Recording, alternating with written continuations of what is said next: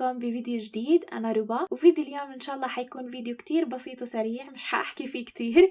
حنستخدم في هذا الفيديو إن شاء الله خرز البيرلر، بس هالمرة حنستخدم خرز البيرلر الميني. سبق واستخدمنا بفيديوهات من قبل خرز البيرلر العادي، المرة حنستخدم اللي حجمه أصغر شوي، وحأعمل لكم بآخر الفيديو مقارنة نفس الشكل بالخرز البيرلر العادي والميني كيف شكله. هذا الخرز بيكون كتير عملي إذا بدك تعملي قطع صغيرة مثل ميداليات وأشياء مثل هيك. حفرجيكم اليوم الأشكال اللي أنا حأعملهم ميداليات. هذه هي.